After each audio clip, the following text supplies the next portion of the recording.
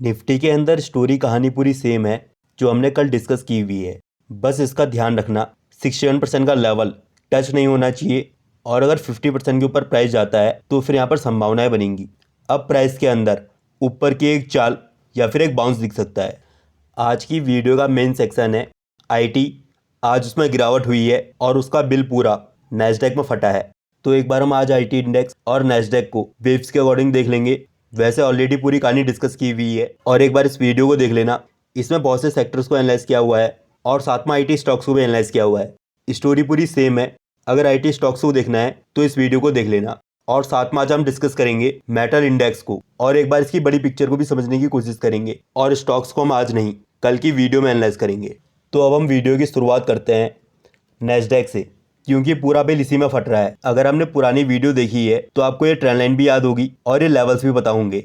और आज प्राइस वापस से ट्रेंड लाइन के नीचे आ गया है। एक बार इसके करंट एरिया को समझने से पहले हम एक बार बड़ी पिक्चर को समझते हैं और चलते हैं मंथली टाइम फ्रेम में। अगर यहाँ पर आप देखोगे तो नैस्डैक की बुल मार्केट 1985 से चल रही है और वेव्स के अकॉर्डिंग देखोगे तो यहाँ पर 1, 2 और तीसरी वेव दिख रही है। फिर इसमें 4 और 5 बननी है और जो ये 4 है ये बड़े टाइम फ्रेम की 4 है। मतलब अगर ये शुरू हो गई तो फिर नैस्डैक के अंदर गिरावट का मामला लंबा चलेगा। और अगर इस 3 के अंदर भी आप देखोगे तो यहाँ पर टोटल 5 वेव दिखाई दे रही है। अभी जो 5th वेव है वो चल रही है और अभी हमारे लिए इंपॉर्टेंट हिस्सा इस छोटे वाले 4 से आगे का ही है, क्योंकि अगर ये पूरी हो गई तो फिर वापस से प्राइस एक बार 8,000 10,000 की जोन में आएगा, यानी कि करंट प्राइस से लगभग 50%। और जो आप ये ब्लैक वाली लाइन देख रहे हो ये भी छोटा ट्रेंड नहीं है। इसकी भी जो बुल मार्केट शुरू हुई है वो हुई है 2002 में। 22 साल हो गए हैं और अगर इन 22 सालों की करेक्शन शुरू हो गई तो प्राइस के साथ साथ टाइम के अंदर भी बड़ी होगी। तो एक बार हम जो छोटे 4 से आगे का हिस्सा है उसे देख लेते हैं। तो अभी वीकली टाइम फ्रेम में देखेंगे तो अभी प्राइस 138% के ऊपर है। अगर इसके नीचे आया तो नीचे के लेवल ओपन होंगे, लेकिन जब तक ये 100% के ऊपर है तब तक इसके अंदर 161% में जाने की संभावनाएं हैं। प्रॉब्लम इसमें शुरू होगी 100% के नीचे। और अगर हम डेली टाइम फ्रेम में देखें तो इस पूरे हिस्से को मैंने एक्सप्लेन किया हुआ है और पूरी कहानी भी इसी में फंसी हुई है। और इसके अंदर मुझे एक संभावना और दिख रही है, वो भी मैं बता देता हूँ। जो इसके अंदर चाल बनी है 5 अगस्त से, इसने ऊपर के कोई पैटर्न कंफर्म नहीं किए, इसलिए इसे हम ABC रीड कर रहे हैं। और अगर ये ABC है तो फिर इसका मतलब है इसमें एक नया हाई लगना है। लेकिन अगर 5 अगस्त के बाद की अगर मैं ऊपर की चाल देखूं तो इसके अंदर भी मुझको वैसे 5 वेव दिखाई दे रही है। और कई बार क्या होता है, जो 5th वेव होती है वो स्लो होती है। अब ये 5th वेव है या फिर B वेव, इसका पता यहाँ नहीं चलेगा, इसका पता तो चलेगा नीचे ही। और अगर ये 5th वेव है तो प्राइस 10,000 भी आ सकता है। तो इसके एक बार हम लेवल्स देख लेते हैं और जो अभी रिट्रेसमेंट लगी है उसे मैं चेंज कर देता हूँ। और मैंने वेव्स भी हटा दी है क्योंकि प्राइस क्लियर नहीं दिख रहा था। अगर जो भी हाई लगा है वो B वेव है तो ऐसे स्ट्रक्चर में प्राइस मैक्सिमम टाइम 100% भी नहीं आता है, इसके ऊपर ही करेक्शन को खत्म कर देता है। और अभी इंपॉर्टेंट लेवल है 38% का। अगर 23% के नीचे प्राइस आता है, जो भी इसमें डाउन साइड खुलेगी वो 38% के नीचे ही खुलेगी। और अगर ये C वेव भी बन रही है तो इसके जो करेक्शन का मैक्सिमम एरिया है वो है 138%। अगर इसके नीचे प्राइस जा रहा है तो फिर इसको मैं 5th में काउंट करूंगा और करंट एरिया में एनालाइज भी कर लूंगा। छोटे टाइम फ्रेम में फिलहाल के लिए 38% का ही ध्यान रखना और इनका स्क्रीनशॉट ले लेना। थोड़ा सा हो सकता है इसे समझना मुश्किल भी हो, इसलिए वीडियो को एक बार वापस से भी देखना और साथ में चार्ट खोलकर भी देखना। अभी मार्केट उस सिनेरियो के अंदर में है जहाँ पर अगर पिक्चर को समझाना है तो उसके लिए वेव्स को ही डिस्कस करना पड़ेगा। और जो लोग सीखना चाहते हैं मैं कैसे काउंट करता हूँ या कैसे चार्ट को एनालाइज करता हूँ, कैसे और कहाँ पर रिट्रेसमेंट का यूज करता हूँ, तो उनके लिए मैं प्लान कर रहा हूँ एजुकेशनल वीडियोस।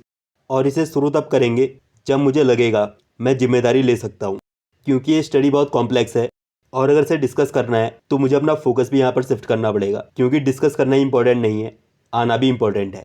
और अगर आप चैनल को सपोर्ट करना चाहते हो तो आप चैनल मेंबर बन सकते हो। अभी इसमें कोई एडिशनल फीचर नहीं है, बस इतना है मेंबर्स का कमेंट सेक्शन अलग होता है, तो अगर आप कमेंट करोगे तो मुझे अलग से दिख जाएगा, तो फिर उस कमेंट के रिप्लाई देने की प्रोबेबिलिटी भी हाइट साइड में होगी। अब एक बार हम आईटी इंडेक्स देख लेते हैं। करंट एरिया के अंदर आपको इसकी पूरी कहानी पता है अगर आपने ये वाली वीडियो देखी है, लेकिन एक बार इसे भी हम वेव्स के अकॉर्डिंग देख लेते हैं और चलते हैं मंथली टाइम फ्रेम में। तो यहाँ पर आप देखोगे तो यहाँ पर 1, 2 और 3rd वेव चल रही है, इसमें 4th और 5th बननी है। और इसके अंदर जो प्रॉब्लम है वो ये 4 है, क्योंकि अगर ये शुरू हो गई तो फिर इसके अंदर भी गिरावट बड़ी हो सकती है। तो अभी हम चलते हैं वीकली टाइम फ्रेम में, क्योंकि जो हमारे लिए इंपॉर्टेंट हिस्सा है वो 2020 के बाद का है। तो अभी सिर्फ इस हिस्से को देख लेते हैं, बड़ी कहानी अब आपको पता है। तो अगर अभी आप देखोगे तो अभी प्राइस 111% के ऊपर है, जिसकी बात हमने इस वीडियो के अंदर करी हुई है।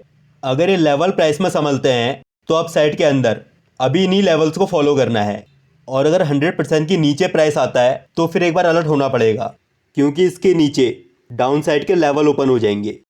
लेकिन जब तक प्राइस 36,000 के नीचे सस्टेन नहीं करता है तब तक बड़ी पिक्चर में इसमें खेल ऊपर का ही रहेगा। और ऐसा क्यों, इसके लिए हम डेली टाइम फ्रेम में चलते हैं और वहां पर खेल को समझते हैं।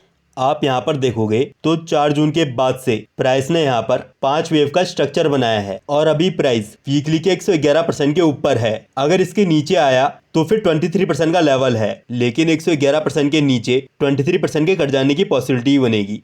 और इसके नीचे अगर प्राइस जाता है तो फिर इसके अंदर 61% तक के रास्ते खुल जाएंगे। बॉटम इसकी 38% में भी लग सकती है और 61% में भी। आज की डेट में एग्जैक्ट बताना मुश्किल है कहाँ पर प्राइस रुकेगा, वो हमको सिचुएशन के अकॉर्डिंग देखना पड़ेगा। और जब तक प्राइस 61% के ऊपर है तब तक इसके अंदर ऊपर की 3 वेव और बची हुई है, 3rd, 4th और 5th। 61% के नीचे अगर प्राइस गया तो फिर समझ लेना यहाँ पर कुछ तो पूरा हो गया है। और जो छोटे टाइम फ्रेम का 61% का लेवल है वो है 35,500 के पास में, और वीकली टाइम फ्रेम का लेवल देखेंगे तो उसी के पास में 81% का लेवल भी आ रहा है। तो इसके अंदर यही मैक्सिमम जोन है करेक्शन की, अगर 3rd, 4th और 5th को बनना है। और जब तक 111% के ऊपर है ठीक है, इसके नीचे नीचे की चाल को वॉच करना पड़ेगा, क्योंकि वैसे अभी इसमें दिक्कत नहीं है और ना ही बाजार की गिरावट में इसमें कोई बड़ी गिरावट हुई है। अभी हमको सिर्फ लेवल्स को ही फॉलो करना है। जो इसमें बड़ी प्रॉब्लम आएगी वो 81% की जोन के नीचे ही आएगी, क्योंकि बड़े टाइम फ्रेम की 4 को भी हमको ध्यान में रखना है, जो हमने वीडियो की शुरुआत में डिस्कस करी थी। अगर ज़्यादा कंफ्यूजिंग हो रही है वीडियो तो एक बार बता देना कमेंट बॉक्स में, वरना हम थोड़ा सा और इजी वे देखेंगे डिस्कस करने का। तो स्टोरी पूरी हो गई है डिस्कस, अब हम देख लेते हैं मेटल इंडेक्स। सबसे पहले इसकी मैं बड़ी पिक्चर ही बता देता हूँ, और चाहो तो आप इन लेवल्स का स्क्रीनशॉट लेकर भी रख सकते हो। अभी मेटल इंडेक्स के अंदर ऊपर की 5th वेव बननी है। अभी इसमें मेन स्टोरी ये है, जो हम 4th देख रहे हैं ये कहाँ पर पूरी होगी या फिर कहाँ पर बनेगी। तो एक बार इन लेवल्स को मैं हटा देता हूँ और अभी एक बार हम रिट्रेसमेंट देख लेते हैं। तो अभी आप देखोगे तो अभी प्राइस 14% में फंसा है और नीचे में सपोर्ट है 23% का। अगर इसके नीचे प्राइस सस्टेन करेगा तब जाकर इसमें एक बड़ी गिरावट की संभावनाएं खुलेंगी। लेकिन इसके अंदर भी एक संभावना क्या है, जो आप सेकंड से आगे का हिस्सा देख रहे हो, अगर इसकी मैं काउंटिंग करता हूं तो यहाँ पर मुझे अभी टोटल 3 वेव दिख रही है। तो ऐसा हो सकता है जो अभी हम करेक्शन देख रहे हैं वो छोटे टाइम फ्रेम की 4th वेव की है, और अभी 5th लगनी है, जो अभी हमने थोड़ी देर पहले 161% का लेवल देखा था उसके आसपास। और फिर जाकर जो ब्लैक वाली 3rd है वो यहाँ पर कंप्लीट होगी और फिर बड़ी वाली 4th वेव शुरू होगी। अभी सिर्फ लेवल्स को ही देखना है, क्योंकि कई बार वेव्स काउंटिंग में मिस्टेक भी हो जाती है, क्योंकि इसी काउंटिंग को मैं ऐसे भी काउंट कर सकता हूँ। 1 2 अगर मैं नीचे कर दूँ तो 3rd यहाँ पर आ जाएगा जहाँ पहले मैंने 1 रखा था, और जो 5th वेव है वो करंट एरिया में आ जाएगी।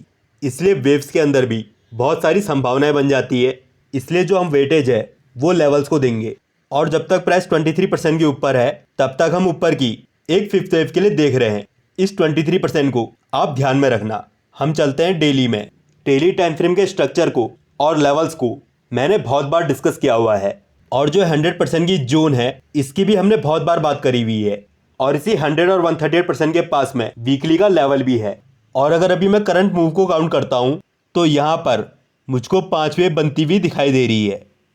तो हमें इसी एरिया का ध्यान रखना है। इसी एरिया के अंदर में 5th वेव कंप्लीट हो सकती है, या फिर जो करंट लो लगे हैं अगर वो ब्रेक नहीं होते हैं तो हो सकता है वहाँ पर भी कंप्लीट हो गई हो, और ये हमें 1-2 दिन में पता चल जाएगा। और अगर अभी नीचे का पैटर्न कंप्लीट हो रहा है तो अब इसको यहाँ रुकना नहीं चाहिए, यहाँ से सीधा नए हाई की तरफ चल देना चाहिए अगर 5th वेव लगनी है।